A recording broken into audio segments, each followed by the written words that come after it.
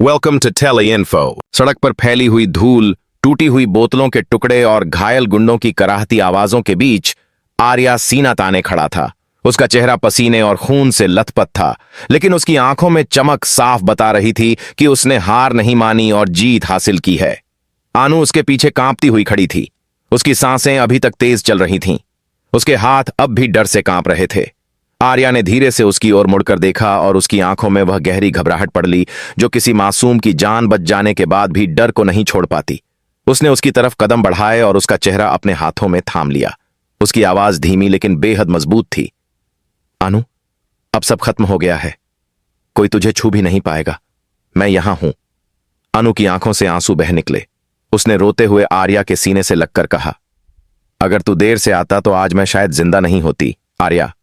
आर्या ने उसकी पीठ सहलाते हुए जवाब दिया, जब तक मेरी सांसें हैं तुझे कुछ नहीं होगा। यह शब्द सुनते ही आनू के दिल की धड़कनें धीमी पड़ने लगीं, जैसे उसका डर धीरे धीरे पिघल रहा हो। लेकिन आर्या के दिमाग में अब सवालों का तूफान उठ चुका था कि आखिर ये गुंडे कौन थे और क्यों आनू को निशाना बना रहे थे। उसने भागते हुए गुंडों में से एक को पकड़ा और जमीन पर घसीट कर लाया। उसकी आंखों में खून उतरा हुआ था।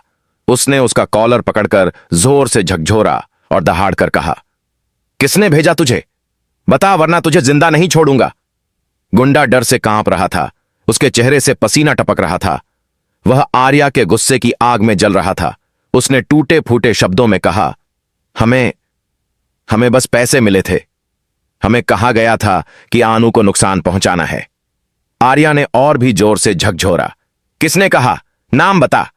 गुंडा हकलाते हुए बोला, हम चंद्रिका के आदमी हैं। यह सुनते ही आर्या की आंखों में गुस्से की आग और तेज हो गई। उसकी मुट्ठियां कस गईं, उसकी सांसें तेज हो गईं। उसने उस गुंडे को इतनी जोर से धक्का दिया कि वो दूर जाकर गिर पड़ा।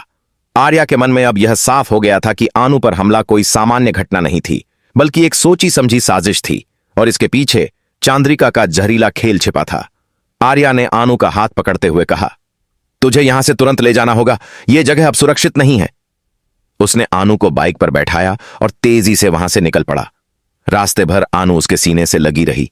उसकी आंखें बंद थीं, लेकिन उसके दिल में अब सिर्फ आर्या पर भरोसा था। आर्या की पकड़ उसके हाथ पर इतनी मजबूत थी जैसे वह उसे दुनिया की हर बुरी नजर से बचा रहा हो।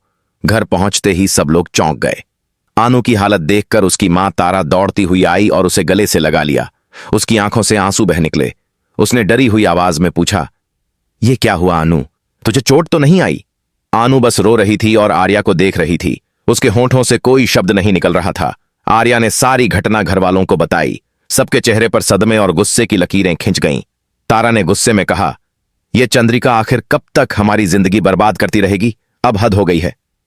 आर्या ने ठंडी लेकिन दृढ़ आवाज में कहा, अब यह खेल खत्म होगा, चाहे जो करना पड़े। मैं चंद्रिका को उसकी औकात दिखाकर रहूंगा। उसकी आवाज में ऐसी कसम थी जो किसी भी तूफान को काट सकती थी।